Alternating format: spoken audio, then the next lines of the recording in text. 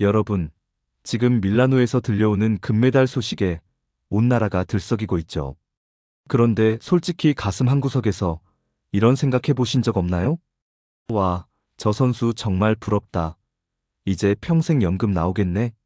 금메달 하나 따면 도대체 통장에 얼마가 찍히는 걸까? 오늘 제가 그 궁금증 아주 잔인할 정도로 시원하게 풀어드리겠습니다. 단순한 축하를 넘어 금메달이라는 인생 역전 로또의 실체를 경제학적으로 완벽하게 해부해보죠. 자, 가장 궁금해하시는 것부터 바로 갑니다. 금메달을 따면 나라에서 평생 연금을 주죠. 그런데 여기서 많은 분이 정말 크게 착각하시는 게 하나 있습니다. 금메달 5개 땄으니까 한 달에 500만 원씩 들어오겠지? 매달 많으면 재벌 부럽지 않겠네? 정답은 땡, 틀렸습니다. 우리 대한민국 체육연금에는 아주 냉정한 상한선이라는 게 존재합니다. 여러분, 놀라지 마세요. 아무리 금메달을 10개, 아니 100개를 따도 매달 여러분의 통장에 꽂히는 연금은 딱 100만 원이 마지노선입니다. 이걸 체육계에서는 평가점수 110점 제도라고 부르는데요. 금메달 하나가 90점이니까 금메달 하나 따고 다음 대회에서 은메달 하나만 더 추가하면 바로 풀 연금 구간에 진입하게 됩니다. 그 이후부터는 메달을 아무리 많이 따도 월 수령액 100만 원은 절대 변하지 않습니다. 에이 뭐야 겨우 100만 원? 고작 그거 받으려고 그 고생을 해? 라고 생각하시는 분들, 지금부터 제 말 잘 들으셔야 합니다. 경제학적으로 보면 이건 겨우 100만 원이 아니라 엄청난 자산 가치를 의미하거든요. 한번 계산기를 두드려 볼까요? 여러분이 지금 은행에 가서 죽을 때까지 매달 100만 원을 꼬박꼬박 주는 연금 상품에 가입한다고 가정해 봅시다. 현재 금리 상황을 고려하면 여러분 통장에 최소 4억 원에서 5억 원이라는 현금이 단 1원도 줄어들지 않고 예치되어 있어야 가능한 금액입니다. 즉, 20대 초반의 어린 선수가 금메달을 목에 거는 순간 그 선수는 서울 시내 웬만한 오피스텔 한 채를 세금 한 푼 안 내고 증여받은 것과 똑같은 경제적 혜택을 누리는 겁니다. 더 소름 돋는 건 뭔지 아십니까? 우리가 직장 생활하면서 월급 100만 원을 더 받으려면 연봉이 최소 1,500만 원 이상은 높아야 하죠? 게다가 그 돈에는 소득세다, 건강보험료다 해서 세금이 엄청나게 붙습니다. 하지만 이 체육연금은 국가가 보증하는 비과세 소득입니다. 100만 원이 찍히면 100만 원이 고스란히 내 주머니로 들어온다는 뜻입니다. 이건 정말 자본주의 사회에서 누릴 수 있는 최고의 패시브 인컴, 즉 불로소득 시스템을 구축한 것이나 다름없습니다. 하지만 여기서 끝일까요? 아닙니다. 연금 100만 원은 시작일 뿐입니다. 메달을 여러 개 딴 선수들이 진짜 부자가 되는 비밀은 연금이 아니라 바로 일시불로 쏟아지는 장려금에 숨겨져 있습니다. 그 짜릿한 돈의 액수는 얼마나 되는지, 그리고 대한민국에서 이 돈을 가장 많이 쓸어 담은 연금 끝판왕은 대체 누구인지 다음 파트에서 바로 공개하겠습니다. 자, 그럼 여기서 이런 의문이 드실 겁니다. 연금이 딱 100만 원에서 멈춘다면 금메달을 대여섯 개씩 딴 선수들은 손해 아닐까? 고생해서 또 1등 했는데 나라에서 입 싹 닦는 거 아닐까? 절대 아닙니다. 여기서부터 진짜 돈의 전쟁, 즉 일시장려금이라는 치트키가 등장합니다. 연금 상한선인 110점을 넘기는 순간부터는 매달 주는 연금 대신 현금을 뭉칫돈으로 줍니다. 이걸 일시장려금이라고 부르는데요.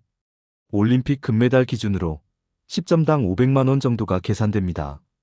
금메달 하나가 90점이니까 이미 연금을 꽉 채운 선수가 금메달을 하나 더 따면 그 자리에서 현금 4,500만 원에서 5천만 원 정도를 일시불로 바로 꽂아줍니다. 여기에 올림픽은 가산점이라는 무시무시한 혜택이 붙습니다. 같은 대회에서 금메달을 2개 따면 20%를 더 얹어주고 3개를 따면 50%를 더 얹어주는 식이죠. 자, 그럼 여기서 대한민국 역사상 이 시스템을 가장 완벽하게 활용한 이른바 체육재테크의 신은 누구일까요? 과거에는 사격의 신, 진종우 의원이 독보적이었습니다. 올림픽 금메달만 4개, 은메달 2개를 따며 연금 점수를 안드로메다까지 보냈었죠. 진종호 의원이 지금까지 받은 연금과 일시장려금 총액만 해도 웬만한 중견기업 임원 퇴직금 수준인 수억 원대에 달하는 것으로 알려져 있습니다. 하지만 최근 이 기록을 갈아치우고 있는 괴물이 나타났습니다.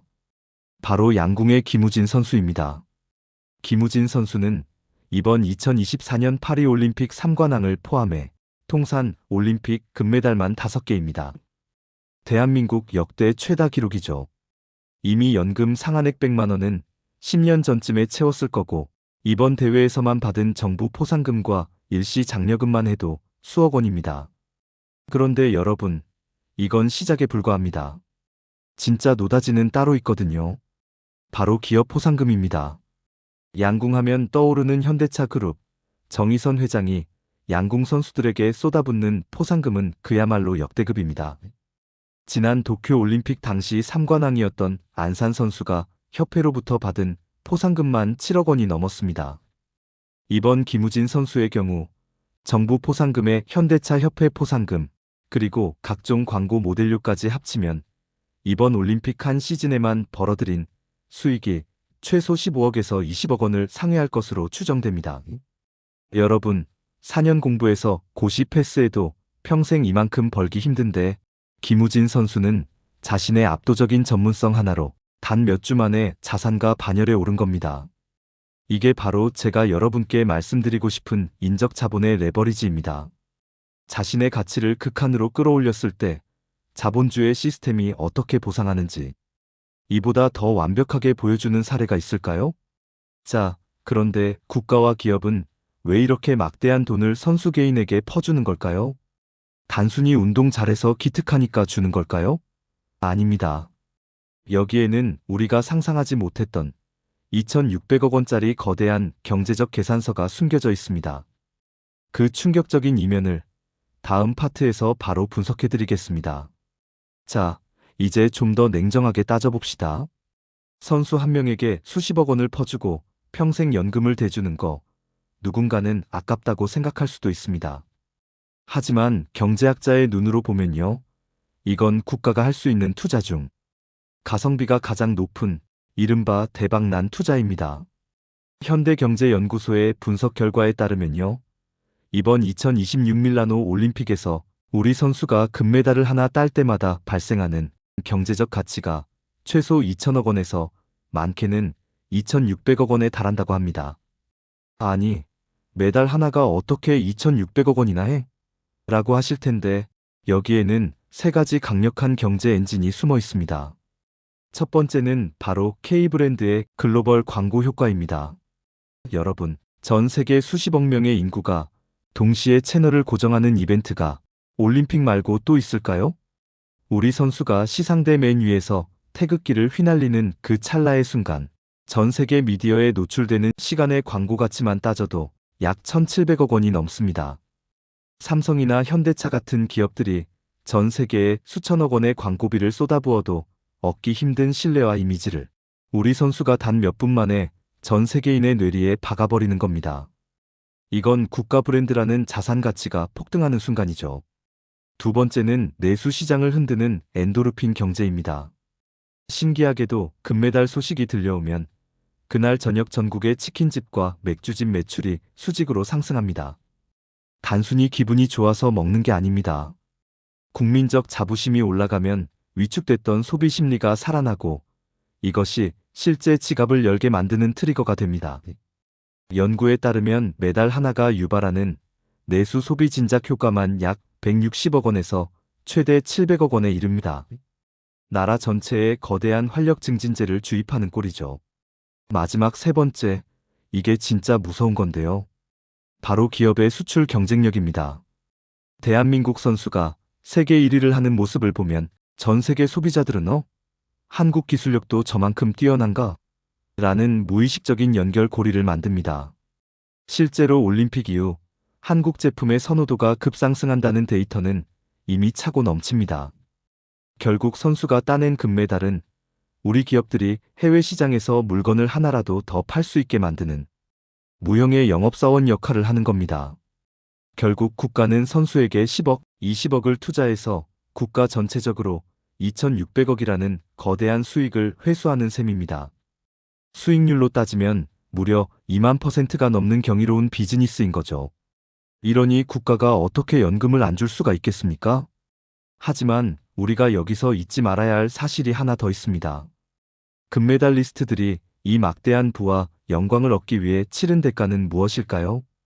그리고 우리는 그들의 삶에서 어떤 재테크 마인드를 배워야 할까요? 마지막 파트에서 여러분의 인생을 바꿀 금메달리스트의 성공 공식을 정리해드립니다. 자, 지금까지 금메달 하나에 얽힌 수천억 원의 경제학, 그리고 선수들의 억소리 나는 연금 실체까지 알아봤습니다. 그런데 여러분, 오늘 이 영상을 보면서 와, 부럽다. 나랑은 딴 세상 이야기네라고 생각하며 영상 끄려고 하셨나요? 잠시만요. 진짜 중요한 이야기는 지금부터입니다. 우리가 금메달리스트들의 통장 잔고보다 더 눈여겨봐야 할 건 그들이 부를 창출하는 방식입니다. 선수들은 당장 수익이 나지 않는 4년, 아니 10년이 넘는 세월을 빙판 위에서 사격장에서 보냅니다. 경제학적으로 보면 이건 초장기 저축이자 인적 자본에 대한 올인입니다. 그들은 알고 있는 겁니다. 당장의 소소한 이익보다 압도적인 전문성 하나가 평생을 보장하는 강력한 패시브 인컴을 만든다는 사실을 말이죠. 여러분은 여러분의 인생에서 어떤 종목의 국가대표이신가요? 혹시 당장 내일의 주가 차트 1, 2%의 수익률에 일희일비하며 정작 가장 중요한 자산인 나 자신의 가치를 올리는 일에는 소홀하지 않으셨나요? 금메달리스트들이 0.01초를 줄이기 위해 피땀 흘릴 때 우리도 우리 몸값을 올리고 나만의 연금 시스템을 구축하기 위해 치열하게 고민해야 합니다. 월 100만 원의 비과세 연금, 그리고 수억 원의 포상금. 이건 운 좋게 얻은 로또가 아닙니다. 철저하게 계산된 노력과 인내의 결과물이죠. 여러분도 지금부터 여러분만의 경제적 금메달을 준비하셔야 합니다. 그게 배당주 포트폴리오가 됐든, 나만의 콘텐츠가 됐든, 혹은 대체 불가능한 업무 능력이 됐든 말이죠. 오늘 우리 선수들의 가슴 벅찬 경기를 보면서 응원하는 마음과 함께 여러분의 노후 가계부도 다시 한번 점검해 보셨으면 좋겠습니다. 남의 연금 부러워하는 인생이 아니라 남들이 내 연금을 부러워하게 만드는 인생. 그게 진짜 승리자 아니겠습니까?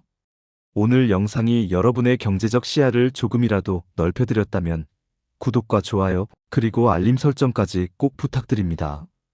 여러분의 클릭 한 번이 저에게는 금메달보다 더 값진 응원이 됩니다. 지금까지 부의 시그널이었습니다. 여러분, 모두 인생의 금메달리스트가 되시길 바랍니다. 오늘도 성투하세요.